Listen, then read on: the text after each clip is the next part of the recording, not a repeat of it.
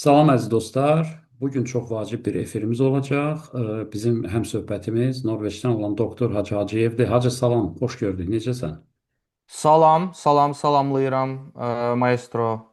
Səni də, tamaşaçıları da. Çox sağ ol, yaxşıyıq. Ee, Hacı, yəni burada başqa bir girişə ehtiyac yoxdur da. Hamı bilir, dünya müharibəsi gedir. Artıq çox gərgin fazasına gəlib. Bizim regiona da təəssüf ki, gəlib bu böyük müharibə artıq bir aydan çoxdur. Bu hərbi əməliyyatlar davam eləyir. Çox gərgin, çox dəhşətli hadisələr baş verir. Bu hadisələrdə indi biz bugün araşdıracağımız mövzu çox vacib bir mövzudur. Biz hərbçi deyilik, hərbi əməliyyatları analiz eləyə bilmərik, amma biz bu məsələnin ideoloji tərəfinə gərək baxaq. Çünki hərbi siyasi məsələdə işlərdə ideologiya çox vacib məsələdir, çox vacib tərəfdir və bəzi şərhçilər, bəzi insanlarımız bu məsələyə dini müharibə kimi də baxır. Yəni açığı belədir də, bir ay bunu göstərdi. Sanki belə bir təəssürat var ki, belə deyək də, bir tərəf, konkret İran tərəf din təəssübkeşidir və bu din İranın bir növ belə bir orientasiyasıdır da, yəni İranın milli identifikasiyası kimi də verilir. Söhbət konkret şiəlikdən gedir.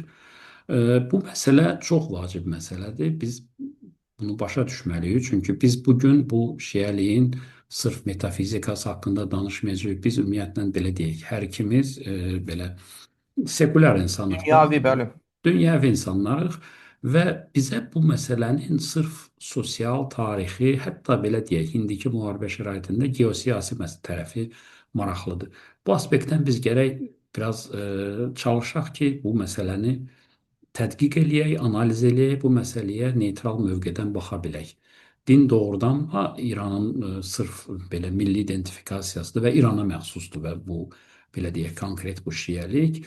Sən bu yaxında çox gözəl bir video kontent yaratdın. Çox maraqlı video idi. Gənclər də maraqlandılar. Mən də baxdım.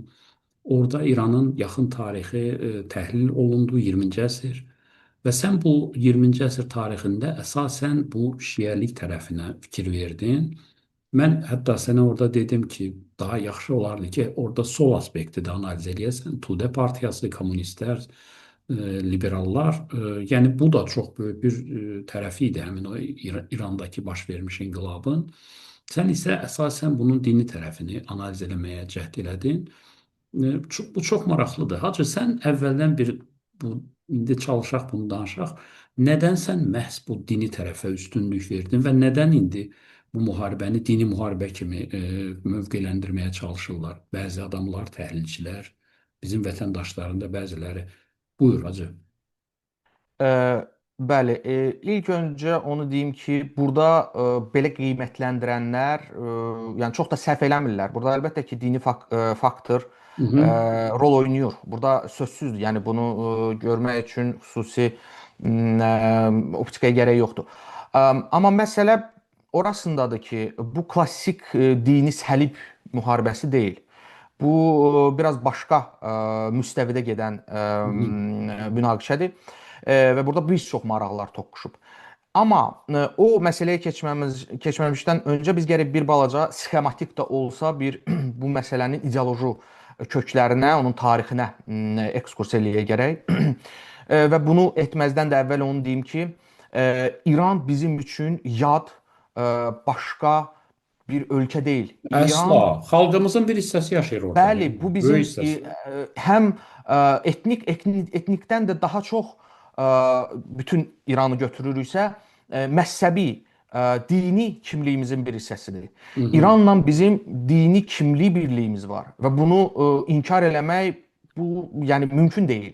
Bu Əsla. praktik deyil. Bəli, biz 70 il bu sistemdən kənarda olmuşuq və sekulyar dövlət olaraq formalaşmışıq, əslində müstəqil Azərbaycan olaraq. Amma mən sənə deyim, yəqin ki, sənin də qohumlarının arasında var, mənim qohumlarımın arasında var idi, mənim babalarım, nənələrim. Sovet dövründə işləyiblər də, bütün sistemin bir parçası olublar da, amma mənim ata-babam ölənə qədər namaz qılırdı. Sovet dövründə də, Sovetdən sonra da, o düzdür, Sovetin bitməsini heç görmədi. 89-cu ildə rəhmətə getdi. Amma mən ona həmişə uşaqlığımdan mənim xatirəmdə o namaz qılan şəkildə xatırlayıram onu. Elə də mən əminəm ki, sənin də qohumların arasında belə insanlar çox. Çünki bu bizim kimliyimizin bir hissəsidir. Bu Bundan biz bizim dünyavi insanlarıq. Biz bundan uzağıq. milli identifikasiyamızın bir hissəsidir də. Yəni Bəli. hətta indi də, hətta Sovet vaxtı da mən yadımdadır. Gənc insan idim, yəni Sovet zamanı idi. Dişim xarab olmuşdu. Gənc bir doktora getmişdik. Doktor da belə cavan oğlan idi. Mənim yadımdadır. Demək, o iynəni çıxartdı. Mənim dişimi vurmazdan əvvəl bir ürəkdən Bismillah dedi. Belə mənə də ləzzət elədi. Yəni bu belə deyək də, bu məsələ inanclılıqda deyil. Bu milli identifikasiyanın bir hissəsidir. Əhalimizin çoxunda da var bu. Bu bizimdir. Bu bizimdir. Başa Var. Bizim düşürsünüz? Və kimliyimizin bir hissəsi. İranda da bunu da qeyd edeyim ki, İranda Aha. şiəlik bu bilavasitə Azərbaycanlılarla, yəni türklərlə bağlı olan məsələdir. Bu farsların dini deyil. Bu bəlucların deyil. Bu sırf yəni Cənub Azərbaycanlılarının, İran türklərinin, yəni o coğrafiyanın türklərinin ideal. Çünki Səfəvilər son 500 ildə bu dinin keşikçiləri bizik. Ona görə də bundan imtina etmək də yəni həm mümkün deyil, həm də bir tərəfdən lazım da deyil. Amma gələk məsələnin digər tərəfinə ki, bu din necə dəyişib zaman, yəni tarixən və hansı vəziyyətə gəlib bu gün düşüb. İlk öncə qısa onu deyim ki, şiəlik bu İslamın içində bir tirəlikdir. Yəni təbii ki, bu parçalanmasıdır və bu deməli 4-cü xəlifə Məhəmməddən sonra gələn 4 düz yol tutmuş xəlifələrdən 4-cüsü Əlinin hakimiyyət iddiası ilə bağlı. Çünki bilirsiniz, Qədirxum hadisəsi zamanı Məhəmməd peyğəmbər məndən sonra Əli olmalıdır mənasını verən bir mesaj vermişdi öz ətrafına, öz üləmasına və əslində belə də olmalıydı. Həqiqətən də belə olmalıdır. Çünki onun ən yaxın tərəfdaşı, onun ən yaxın qohumu Əli idi.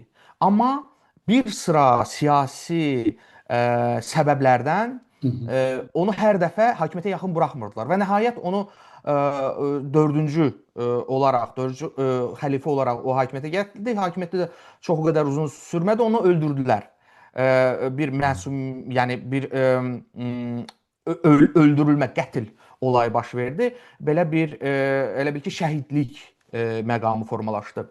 Və ondan sonra gələn də onun nəslindən olan 11 imam ki, ondan sonra gələn 11 imam, İmam Əli nəslinin davamçıları, onlar da öldürülüblər. Hamısı bir mənalı şəkildə. Yəni 12-ci imamın çıxmaq şərti ilə o biraz başqa mövzudur. Amma bütün imamlar ki, onlar hamısı birbaşa peyğəmbər xəttinin davamçıları idi, onun qohumları idi, seyidlər idi onlar hamısı. Onlar hamısı bir çox hallarda faciəvi şəkildə qətlə yetirilib. Əsasən zəhərlənmə nəticəsində. Və burada bütün hallarda əlbəttə ki, məsələ hakimiyyət məsələsi olub, siyasi məsələlər olub və İslam özü siyasətlə çox bağlı olan bir dindir. Beləliklə, bu şiəlik dini, şiə əslində Şiyyətül Əli, Şiyyətül Müaviyyə şəklindədir. Yəni tərəfdarı. Tərəfdar deməkdir. Əlinin tərəfdarı deməkdir. Tərəfdarları, ondan sonra Əli sözü düşüb, qalıb şiəlik. Və ondan sonraki onun oğulları Hüseyn, Həsən də faciəvi şəkildə, yenə də hakimiyyətə görə qətlə yetirirlər. Bundan sonra deməli Hüseynin nəvəsi Zeyd sonuncu bu nəsildən olan insan olur ki, hansı ki güc yolu ilə hakimiyyətə gəlmə cəhdi göstərir. O da uğursuz olur, onu da nəticədə öldürürlər, amma artıq ondan sonra şiəlikdə belə bir fikir formalaşır və bu fikir də artıq legitimləşir. Bu səhv eləmirəmsə 4-cü imam Zeynalabdinin təşəbbüsü ilə həyata keçirilir və o deyir ki, biz hakimiyyətə iddia etməməliyik. Biz daha çox mənəvi məsələlərlə məşğul olmalıyıq. Aha. İnsanların yetimin haqqını qorumalıyıq. İnsanların dini, şərii, mənəvi ehtiyaclarını qarşılamalıyıq. Və bu fikri 6-cı İmam Cəfər Sadiq daha artıq bir ideologiya şəklində formalaşır. Cəfər Sadiq çox ziyalı, ağıllı insan idi və çox tərəfli inkişaf eləmiş insan idi. Onun kimya elmində zamanının fəlsəfi baxışları olsun, kimya ilə ilgili baxışları olsun, çox belə yəni ağıllı, savadlı təkcə şəhəri məsələlərdə deyil, həm də dünyəvi o zaman üçün dini məsələlərdə də çox yəni ağıllı fikirləri olan bir insan idi və o şiəliyin belə deyək əsas ideologiyasını formalaşdırır. Əsas vektorunu, əsas bir konsepsiyasını formalaşdırır və bu konsepsiyada da İmam Cəfər bu dini, yəni bu məzhəbi daha doğrusu hakimiyyətə iddia etməyən məzhəb kimi formalaşdırır. Yəni o deyir ki, biz hakimiyyətə iddia etməməliyik. Bizim daha doğrusu hakimiyyətə gəlmək cəhdi etməməliyik. Hakimiyyətin dünyəvi işlərinə qarışmamalıyıq. İddia qalır. İddia heç vaxt aradan çıxa bilməz, çünki iddia həqiqətən də legitimdir, hüquqidir. Onlar həqiqətən də Məhəmməd nəslindəndirlər və hakimiyyətə, xilafət hakimiyyətinə ən layiqli namizədlər onlardır. İddiadan imtina etmirik. İddia qalır. Amma deyir ki, biz ona hakimiyyət məsələlərini buraxmalıyıq. Onun üçün çaba sərf eləməməliyik də, türklər demişkən. Biz daha çox mənəvi məsələlərlə, insanların mənəvi, bizim davamçılarımızın, bizi dinləyənlərin mənəvi ehtiyaclarını təmin etməklə məşğul olmalıyıq. Və əslində şiəliyin əsas təməli nədir soruşsalar budur. Amma şiəliyin bu imamların bu şəcərəsinin davam etməsində iki dönüş nöqtəsi də, iki belə sınma nöqtəsi olur. Onlardan biri 6-cı imamda baş verir, ikincisi 11-ci imamda. Çünki bu Mehdi 12-ci imam ki, o qeybə çəkilib, o qeybiyyət olayı təkcə onunla bağlı deyil. Çünki iş orasındadır ki, 6-cı imam Cəfərin də oğlu özündən əvvəl rəhmətə gedir. Yəni İsmail olur onun adı. O gəlməlidir. Ondan sonra o imam olmalıydı. Amma o ondan əvvəl dünyasını dəyişir. Ona görə də bu məqamda da parçalanma olur. Ona görə bir qism hesab edir ki, yox, o ölməyib, o qeybə çəkilib. Bir qism hesab edir ki, yox, o ölüb. Yer gəlmişə 12 imamçılar onun ölümünü qəti şəkildə qəbul edən və ondan sonra gələn imamları qəbul edən məzhəbdir. Bu mövzunun üstündə çox qalmayaq, çünki bu indiki mövzumuza aidiyyəti olmayan məsələdir. Əlbəttə. Beləliklə 11-ci imama qədər bu belə də davam eləyir, bir-birini əvəz edəcək şəkildə qohumluq əlaqələrindən bir-birinin uşaqları şəkildə. Və 11-ci imam Məhəmməd ibn Həsənin, Məhəmməd əl-Mehdi, daha doğrusu 11-ci imamın adı Həsən əl-Əskəri idi. Onun oğlu olur Məhəmməd əl-Mehdi. İmam Mehdi budur, 12-ci imam. O bir, yəni əlbəttə bu onlar şiələrin inandığı bir məsələdir ki, o qeybə çəkilir. Onlar hətta belə bir rəvayət də edilir ki, əslində Həsən əl-Əskərinin ki, o da faciəvi şəkildə dünyasını dəyişib, onun dəfni mərasimində o gəlib iştirak edib, amma bunlar belə, yəni rəvayətlərdir. Amma məsələ odur ki, o qeybə çəkilir. Amma bu qeybə çəkilmə birdən-birə olmur. O iki şəkildə baş verir.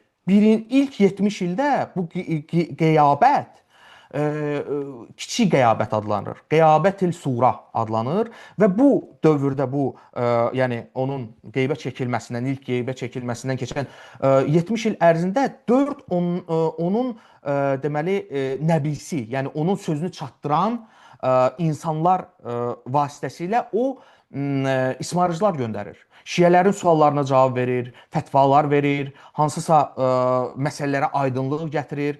Amma qeybdə olaraq, o qeybdə olduğu halda məktublar vasitəsilə öz fikirlərini çatdırmağa davam edir. Və sonuncu nəbi, yəni onun davamçısı, onlar imam deyillər, amma nəbidirlər. Yəni İmam Mehdi, Məhəmməd Əl-Mehdinin sözünü çatdıranlar. Onun zamanında artıq ölümünə yaxın o sonuncu Mehdidən gələn ismarıcı oxuyur. Və orada da yazılır ki, Mehdi bundan sonra daha heç bir ismarıc göndərməyəcək. O deməli əbədi, yəni əbədi deyərək deyən zaman mən onu nəzərdə tuturam ki, uzun müddətli, böyük qəyabətə çəkilir. Buna qəyabət-ül kübrə deyirlər, yəni böyük qəyabət və Allahın izni olan vaxta qədər o qeybdə olacaq və bundan sonra heç bir ismarıc göndərməyəcək və onun adından bundan sonra kim nəbilik eləsə, kim deməli onun sözlərini səhv çatdırsa və yaxud onun söz çatdırmadığı şəkildə hansısa artıq göndərilmiş fətvaları, göndərilmiş ismarıcıları dəyişdirsə, başqa cür təfsir etsə, bu insana lənət oxunur. Yəni mən qısa məzmununu deyirəm o məktubun. Orada bir çox lənət növlərini sadalanır. Bunu deməli 12-ci imamın sonuncu hansı ki çox müqəddəs sayılır şiəliyin bütün istiqamətlərində. Orada açıq-aydın deyilir bu. Və buradan iki yenə çıxarış, yəni iki istiqamət formalaşır şiəlikdə. Bunlardan biri əslində çoxdur bu istiqamətlər. Doktor, mövzumuza daha uyğun söhbətdə olanı, bu ona görə məsələlər biraz dini fokuslanıram. didaktikadır. Bəli, amma bu Doktor, çox vacib məsələdir. Çünki bunu mən indi bu günümüzə gətirəcəm. doktor başa düşürəm. Bu biraz daha çox dini didaktikadır. Bunun yəni öz elmi var. Biz bu sahənin uzmanları deyilik. Bu yaxşı ki, giriş elədin ki, ümumi dinləyicilərimiz də başa düşsün də. Məsələn, metafiziki, eskatoloji tərəfi, bunun didaktikası da bu aydındır. Amma sonra bu din gəlir, demək bunu ayrıca bir din kimi götürmürük, İslamın bir hissəsidir. Gəlir dövlət dini olur da. Bax, buradan bizi maraqlandırır bu məsələ. Bax, bu Bəli. dövlət ideologiyasını çevrilir. İsmailin zamanında doğrudan da böyük geniş vüsət alır. Böyük bir imperiyanın rəsmi dövlət dininə çevrilir. Və indiki İran, belə deyək də, bu teokratik quruluş, şəxsən mənim üçün bu teokratik quruluş 20-ci əsrin törəməsidir. 20-ci əsrdə necə ki, totalitar rejimlər yarandı, bu ideologiya ilə insanları idarə edən nasional sosializm, tutaq ki, kommunistik ideallar, bu da teokratiya üzərində qurulmuş bir rejimdir. Mən belə baxıram ki, bu dövlət 20-ci əsrin mirasıdır. Yəni 20-ci əsrin mirasıdır. Və burada bu ideologiyanın necə olmasının fərqi yoxdur. Totalitar ideologiya istər Çuçxe olsun, istər Mussolini faşizmi olsun, yaxud nasional sosializm olsun, yaxud Sovetin kommunizmi, yaxud Çinin kommunizmi fərq eləmir. Məni bax bu maraqlandırır bu tərəfi. Bu dinin necə ideoloji alətə çevrilməsi, bax bu faktor. Sən bu arada danışmışdın videonda, çox maraqlı idi.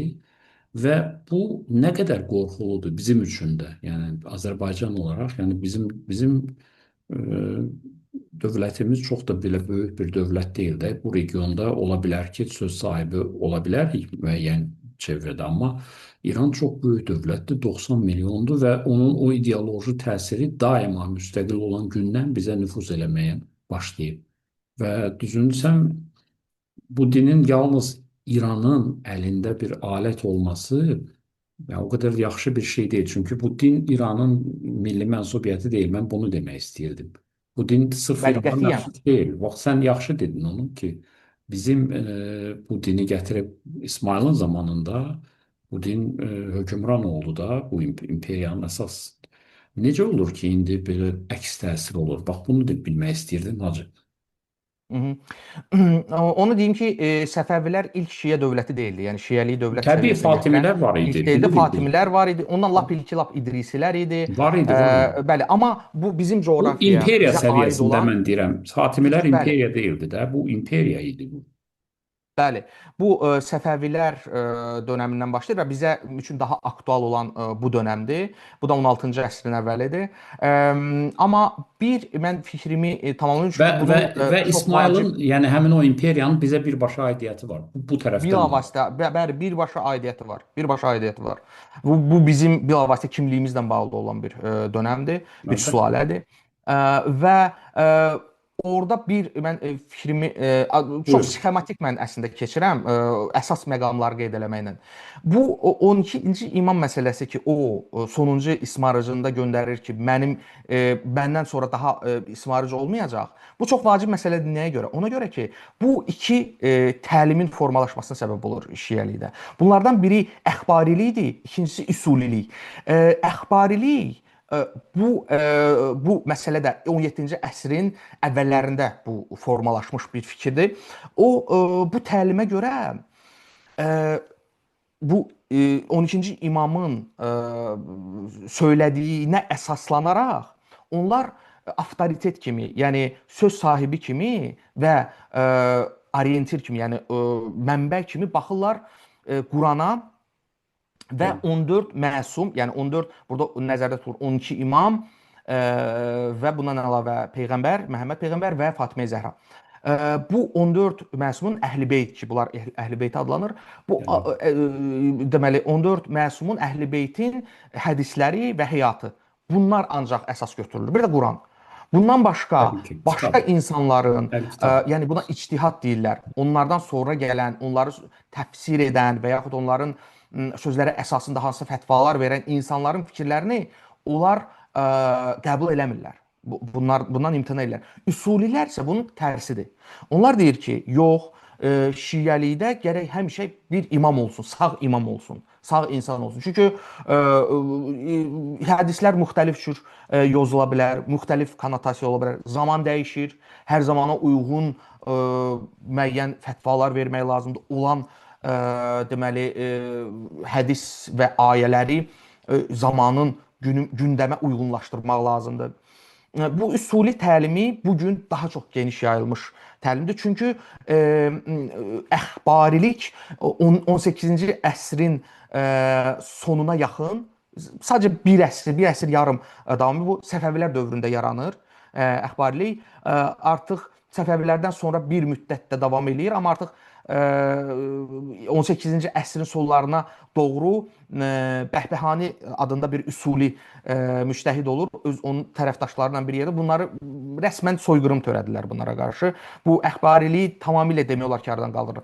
Günümüzdə əxbarilik şiələri qalıb yeri gəlmişkən, bu yeni öyrəndiyim bir bilgidir, Bəhreyndə. Bəhreyndə qalıb kiçik bir Vaxtilə amma var. İranın bir Yəni hissəsi olub Bəhreyndə, bilirsən də. bəli, Bəhreyn bəli. Yəni İranın bir hissəsi olub. nəyin? Bəhreyn İranın bir hissəsi olub. Hə, hə, hə. Hə, amma bu gün o bir ayrı bir Ayrı ölkə kimi dövlətdir təbii. mövcuddur, Şah da tanındı. krallıqdır Şah və bəli. zamanında tanındı dövlət Orada kimi. hakimiyyət, hakim ailə sünnidir, əhalinin əksəriyyəti isə şiədir və Təbii. onlar məhz əxbərilik, yəni qolunun nümayəndələridir.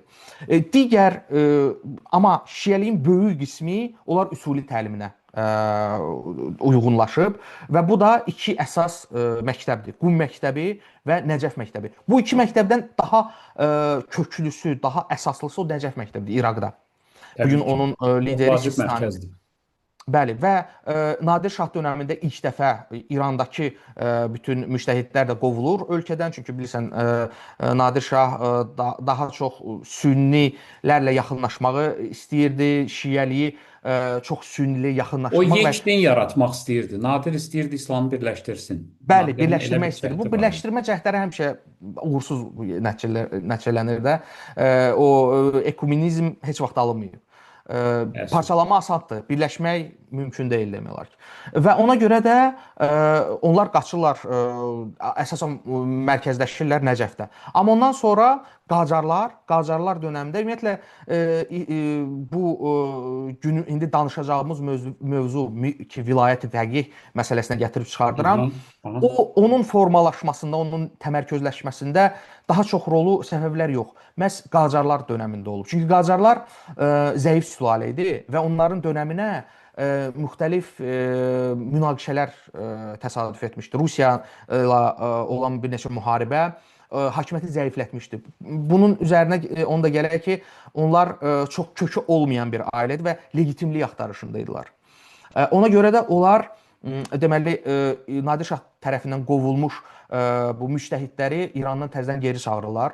Onlara geniş səlahiyyətlər verirlər. Bunun əvəzində də onlardan legitimlik alırlar. İnsanların loyallığını özünə qarşı. Çünki yenə də deyirəm, son 500 ildə şiəlik bu coğrafiyanın təməl ideologiyasıdır. O bütün təbəqələrinə sirayət eləyib. Bu bizim qanımızdadır. Bu bizim hətta məsələn dindar olmayan insanlar da bir maşına oturanda, rayona gedəndə bir Allah Məhəmməd ya Əli deyir. Yəni nə olar, nə olmaz. Yəni bir kömək eləsin. Bu artıq bir adətə çevrilir. Bu bizim rutinimizdir. Bu bizim artıq dilimizə sirayət eləyib. Bundan biz yəni inkar eləmək sadəcə mənasızdır və düzgün bir hərəkət deyil. Bu bizim kimliyimiz. Bundan imtina etmək lazım deyil. Sadəcə mən indi gələk vilayət fəqih sisteminə. Vilayət fəqih sistemi bu, bəli, bu yeni sistemdir. Bu Xomeyni fikirləşməyib bunu, o sadəcə formalaşdırıb. Bu məsələ də Qacarların dövründə formalaşır 20-ci əsrin əvvəlində. Onda ki, bu şiələr, İran şiələri çox güclənirlər. Şahın, artıq onların öz nədir onun adı? Öz xüsusi cangüdənləri olur. Onlar verdiyi hökmləri yerinə yetirən, hətta ölüm hökmünə qədər yerinə yetirən insanlar olur. Onların özünün vergi sistemi, bu dövlət yanında bir dövlət formalaşır. Qacarların dövründə bu şiələrdən formalaşan. Onlar xums zəkat toplayırlar. Onlar artıq bir güc sistemi formalaşır. Ümumiyyətlə dövlət həmişə güc monopoliyasını əldən verəndə bu pis qurtarır. Və o dövrdə də bu baş vermişdi. Və o vilayət fəqih sisteminin kökləri onda atılır. Vilayət fəqih nə deməkdir? Vilayət fəqih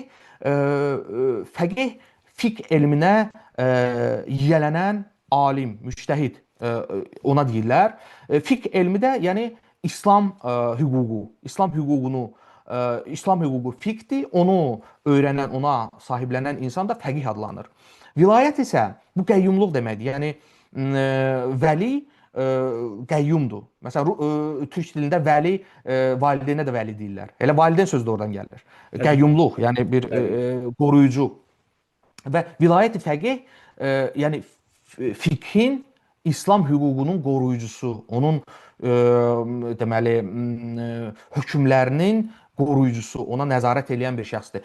Və bunun prinsipi nədən ibarətdir ki, bu da odur ki, Mehdi qeybə çəkilib və bütün şiələrin qəbul elədiyi bir şey var ki, onun yəni geri dönməsi 12 imamçı şiələrin təbii gözlənilir və o dönəmə qədər bir fəqih olmalıdır və bu da şiəlikdə ən üst deməli məqama, iyerarxiyada məqama çatmış böyük ayətullah titulunda olan bir insan olmalıdır.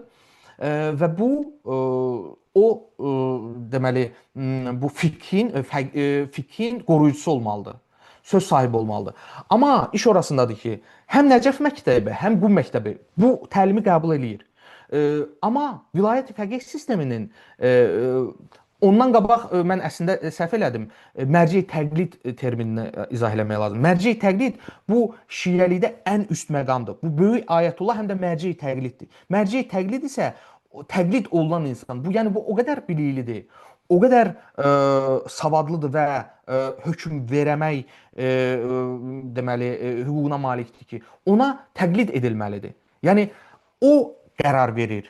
O Quran var, hədislər var, Əhl-i Beytin söylədikləri var, onların həyatı var. Amma onun necə təfsir olunmasına qərar verir bu mərci təqlid. Çünki o hər şeyi daha yaxşı o bilir.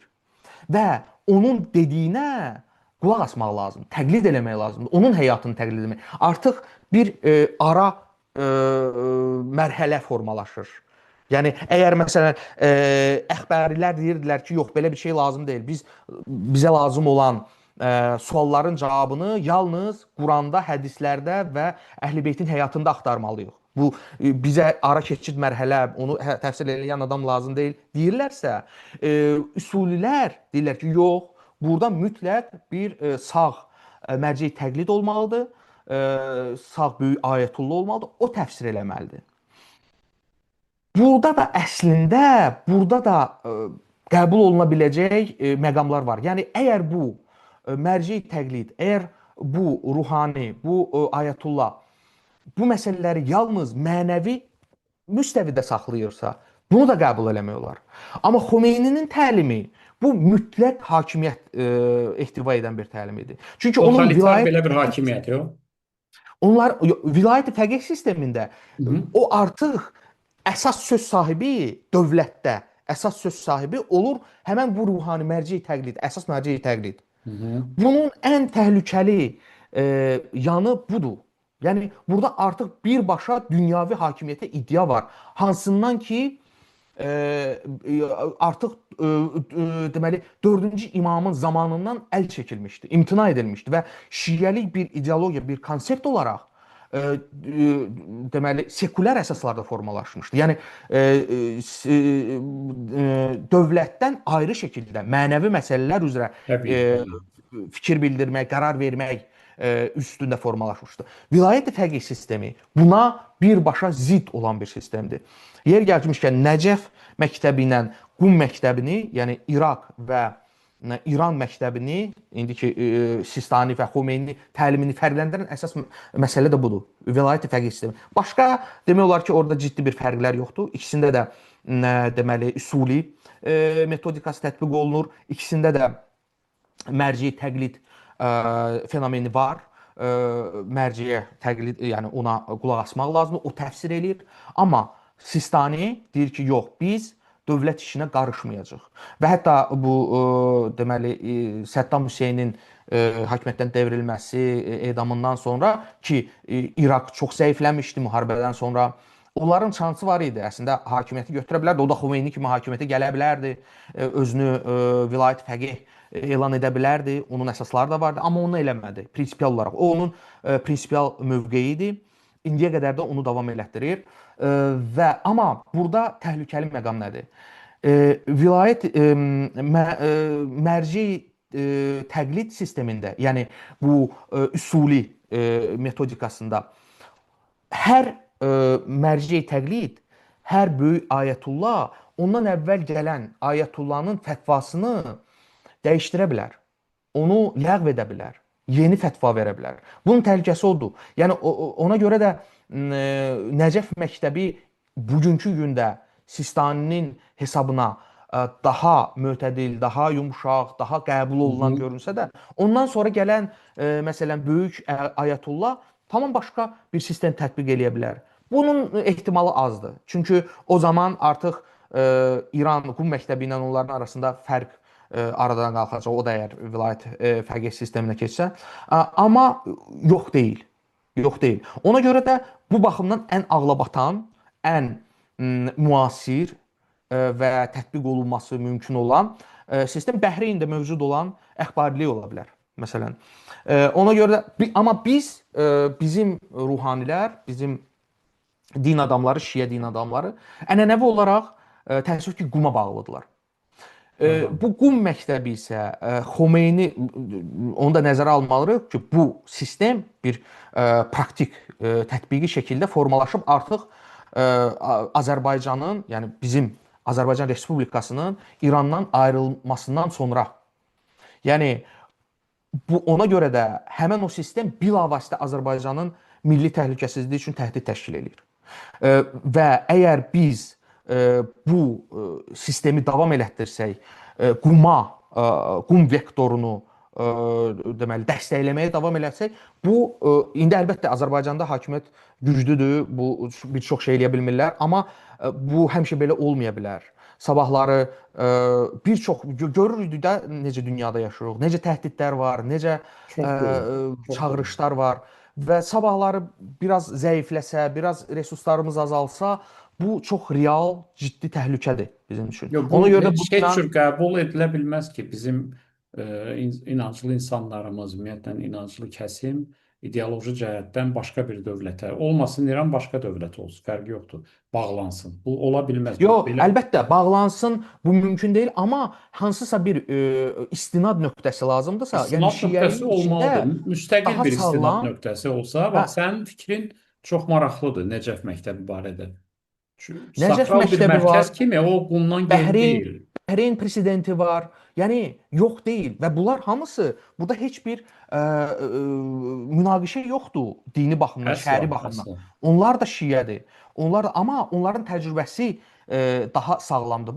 Bax Bəhreyndə baxmayaraq ki, idarə edən, iqtidarda olan ailə sünnidir. Orada bəzən bəli hansısa ixtişaşlar keçir, amma böyük bir proseslər, böyük bir milli təhlükəsizlik problemləri yaranmır. Onun səbəbi budur. Yəni orada da məsələn ruhani insanlar, məsələn orada da təbii ki o əxbarilikdə də var müəyyən iyerarxiya, o üsullilikdəki kimi güclü deyil, amma yenə də var. Amma onlar məsələn dövlətdə birbaşa inteqrasiya ediblər, onlara dövlət mükafatları verilir, onlar dövlətin içində iştirak edirlər. Çünki onların səlahiyyəti, yəni şəri tərəfdən səlahiyyətləri yoxdur. Onlar istəsə də hökm verə bilməzlər. Təlim ona icazə vermir.